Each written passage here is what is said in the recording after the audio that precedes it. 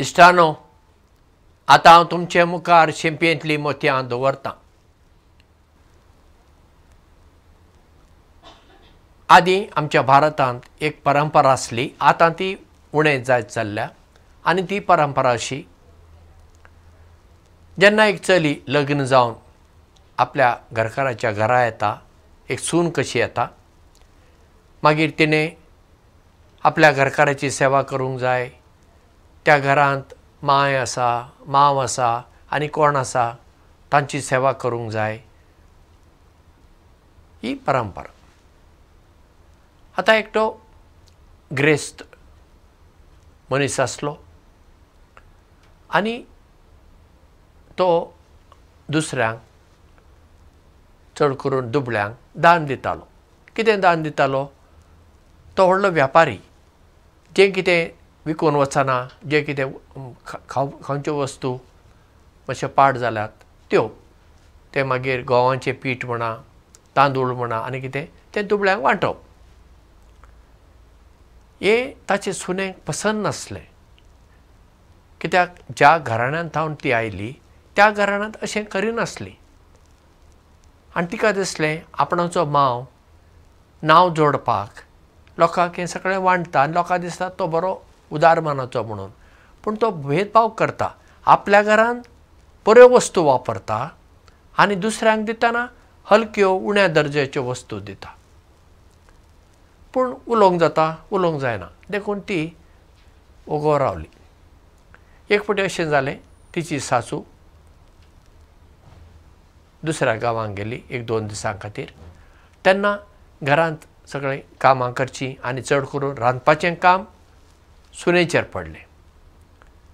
आतां सुनेन चिंतलें होच बरो वेळ आतां म्हज्या मांवाक आतां हांवें एक बूत शिकोवपाक जाय.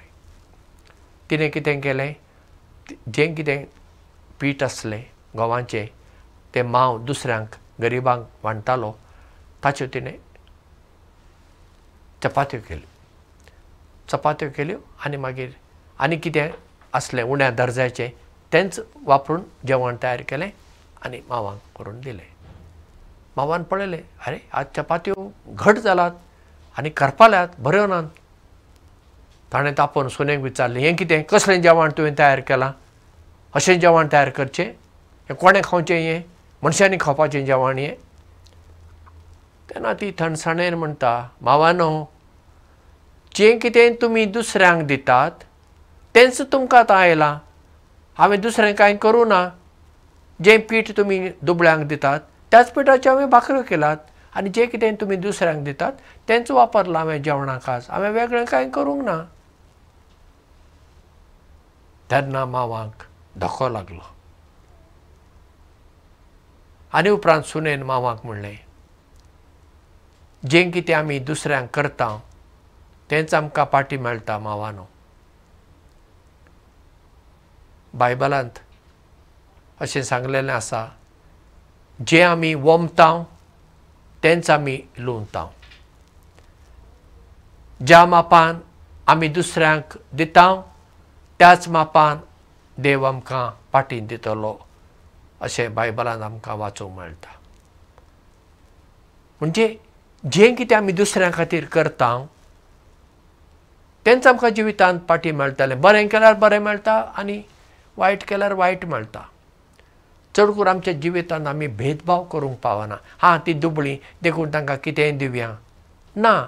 तेन्ना दुबळ्यांक आमी दितना उदार मनान दिवंक जाय जालेंच, पूण उदार मनान आमी हलक्यो वस्तू दिवंक शकता ना. बऱ्यांतल्यो बऱ्यो गजाली आमी तांकां दिवंक जाय. जें कितें म्हाका बरें लागता, म्हाका जाय तसलेंच हांव दुसऱ्यांक दितां.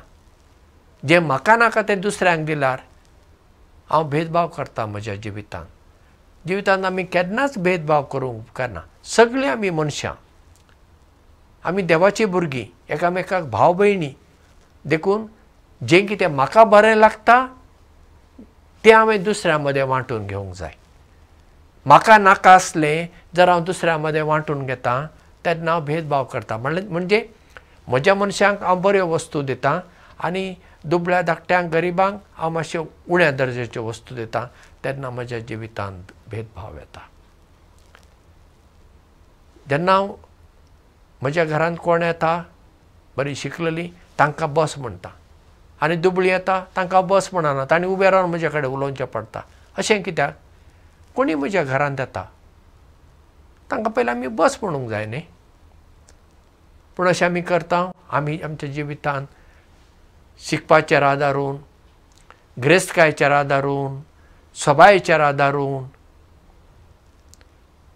वा गांवा प्रमाणे पळोवन धर्मा प्रमाणे पळोवन जातीकाती प्रमाणे पळोवन आमी तांचे कडेन वागतना आमी भेदभाव करता